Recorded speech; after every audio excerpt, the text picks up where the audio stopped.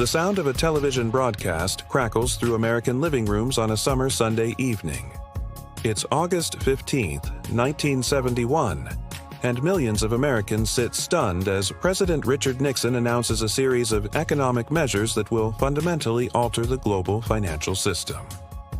With calm determination in his voice, Nixon declares, "I have directed Secretary Connally to suspend temporarily the convertibility of the dollar into gold or other reserve assets, except in amounts and conditions determined to be in the interest of monetary stability and in the best interests of the United States." In that moment, without congressional approval or international consultation, the United States abandoned the gold standard that had underpinned the global monetary system for decades. The world would never be the same.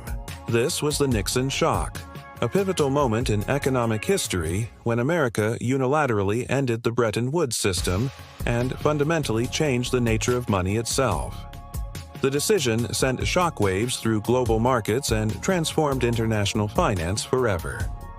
But to understand this momentous shift, we must first understand what led to this point. The roots of the Nixon Shock stretch back to the final days of World War II. In July 1944, as Allied forces pushed through Europe, 730 delegates from 44 nations gathered at the Mount Washington Hotel in Bretton Woods, New Hampshire. Their task was monumental: to design a new international monetary system that would prevent the economic chaos that had contributed to the Great Depression and, by extension, to the war itself. The Bretton Woods system that emerged tied the world's currencies to the US dollar, which was itself convertible to gold at the fixed price of $35 per ounce. Countries maintained fixed exchange rates with the dollar, which served as the global reserve currency. The arrangement reflected America's overwhelming economic dominance after the war, with the United States holding nearly two-thirds of the world's gold reserves. British economist John Maynard Keynes, who attended the conference, had deep reservations about this dollar-centric approach. He warned, "The whole management of the domestic economy depends upon being free to have the appropriate rate of interest without reference to the rates prevailing elsewhere in the world. Capital control is a corollary to this." But American negotiator Harry Dexter White prevailed, establishing the dollar as the cornerstone of international finance. For nearly 3 decades, this system facilitated unprecedented global growth and stability. The period from the late 1940s through the 1960s saw what economic historians call the golden age of capitalism, with robust growth, rising living standards, and relative economic stability across the Western world. But beneath this prosperity, structural pressures were building. By the 1960s, the contradictions in the Bretton Woods system had begun to emerge. America's declining share of global economic output, combined with increased government spending on both the Vietnam War and President Johnson's Great Society programs, led to growing U.S. budget deficits and inflation. Meanwhile, European economies and Japan had rebuilt from the war, becoming more competitive with American industry. The central flaw in the system became increasingly apparent: the Triffin dilemma, named after economist Robert Triffin. For the world economy to expand, it needed a growing supply of dollar reserves. Yet, for those dollars to maintain their value, America needed to avoid running persistent trade deficits. It was an impossible situation. As Triffin himself testified to Congress in 1960, the use of national currencies as international reserves constitutes indeed a dangerous form of international monetary alchemy. It transforms national currencies into international reserves as if by the touch of a magic wand. By the late 1960s, this monetary alchemy was failing. Foreign governments began to question the dollar's value as their holdings of American currency grew, while U.S. gold reserves shrank. French President Charles de Gaulle, particularly vocal in his criticism, sent a French naval vessel to the United States in 1965 to collect $150 million worth of gold from Fort Knox, dramatizing his lack of faith in the dollar. De Gaulle's economic advisor, Jacques Rueff, put it bluntly: The United States can pay its debts abroad, whether they involve private transactions or government expenditures, only because the dollar is considered good as gold abroad. Were this situation to change, the position of the United States would become untenable. By 1971, America's gold reserves had dropped to $10 billion, covering just 22% of foreign dollar holdings. Foreign central banks held more than $50 billion, while U.S. gold reserves were valued at only $35 per ounce. The situation was unsustainable, and President Nixon faced a critical decision point. The immediate trigger for Nixon's action came in August 1971, when British ambassador to the United States requested that $3 billion of British-held dollars be converted into gold. This was the final straw. Nixon gathered his economic advisors at Camp David for a secret weekend meeting that would result in one of the most significant economic policy shifts of the 20th century. At Camp David that weekend were key figures including Treasury Secretary John Connally, Federal Reserve Chairman Arthur Burns, and Undersecretary for International Monetary Affairs Paul Volcker. The discussions were tense, with differing views on how to address America's economic challenges. Burns, in particular, expressed grave concerns about abandoning the gold standard, writing in his diary, "My efforts to prevent the closing of the gold window working through Connally, Volcker, and Schultz do not seem to have succeeded. The gold window may have to be closed tomorrow because we now have a government that seems incapable, not only of constructive leadership, but of any action at all. What a tragedy for mankind!" But Nixon, guided by Connally's advice and political instincts, made his decision. On August 15, 1971, he announced the Nixon Shock measures in a televised address to the nation.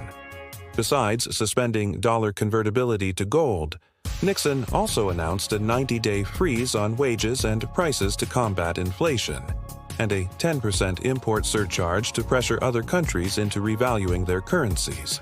Nixon framed these dramatic measures as necessary steps to protect the American worker and the dollar against international speculators. "We must protect the position of the American dollar as a pillar of monetary stability around the world," he declared. In the past 7 years, there has been an average of one international monetary crisis every year. Who gains from these crises?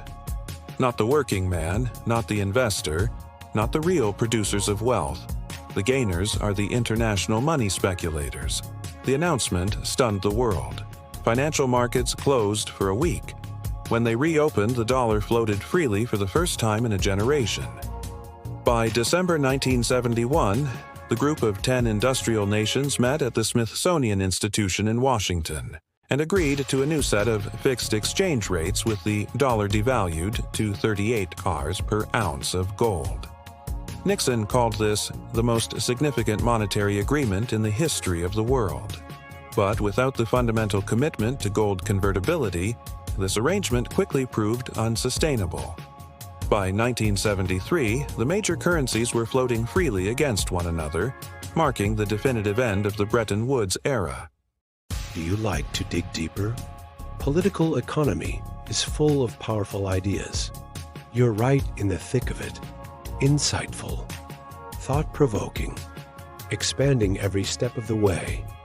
From Adam Smith and the rise of capitalism to Marx's bold critique, mercantilism, Keynesian economics, neoliberalism, and more.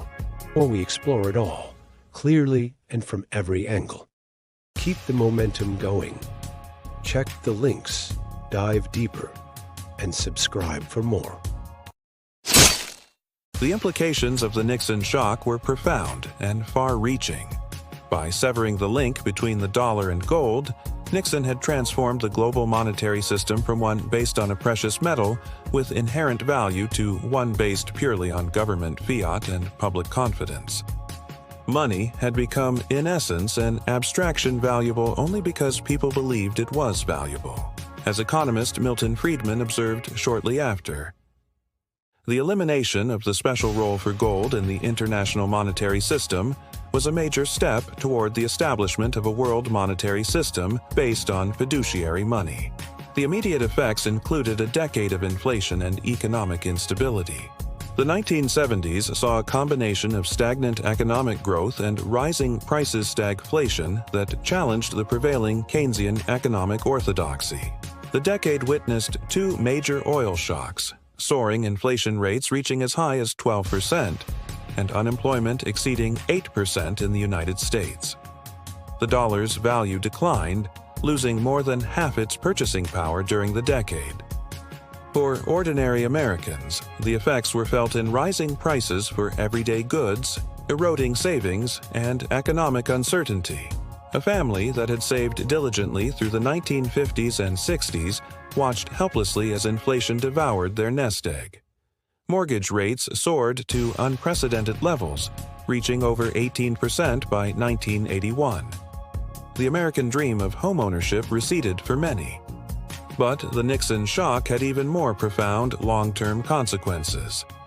By removing the constraint of gold backing, governments worldwide gained unprecedented monetary freedom. Central banks could now create money without the traditional restraints, while governments could run larger deficits financed through currency creation rather than taxation. This new monetary regime contributed to the financialization of the global economy. Without the anchor of gold, financial markets became increasingly dominant in economic life. As former Federal Reserve Chairman Paul Volcker later reflected, "It's a sobering fact that the prominence of central banks in this century has coincided with a general tendency toward more inflation, not less. By and large, if the overriding objective is price stability, we did better with the 19th century gold standard and passive central banks." The post-Nixon shock era saw exponential growth in global finance. Foreign exchange markets exploded in volume, from about $10–20 billion daily in 1973 to over $6.6 trillion daily by 2019.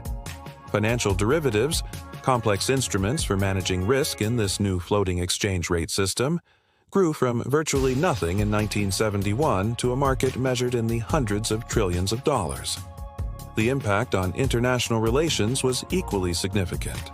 As political economist Susan Strange noted, the Nixon shock represented one of those rare occasions when we can definitely identify a change from one kind of international monetary system to another.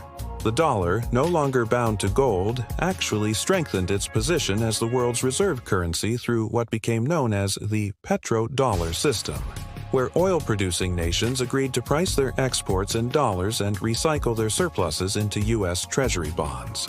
By untethering the dollar from gold, Nixon had inadvertently created what French Finance Minister Valéry Giscard d'Estaing called America's exorbitant privilege. The United States could now finance its deficits by creating the very currency in which its debts were denominated, a privilege no other nation enjoyed to the same extent. For developing nations, the new monetary regime brought both opportunities and vulnerabilities. The expansion of international credit made development financing more accessible, but also exposed these economies to sudden capital flight and currency crises, as seen in Latin America in the 1980s and Asia in the 1990s. Looking back from our contemporary perspective, the Nixon shock represents a watershed moment in economic history, comparable in significance to the Industrial Revolution or the Great Depression. It marked the transition from a commodity-based monetary system with inherent constraints to one based purely on trust in institutions and governments, what economists call a fiat money system. The full implications of this shift continue to unfold today. The global financial crisis of 2008 and the unprecedented monetary responses that followed, including quantitative easing and near-zero interest rates, would have been impossible under the gold standard constraints of the Bretton Woods system. These radical policy innovations were direct descendants of the monetary freedom created by Nixon's decision in 1971.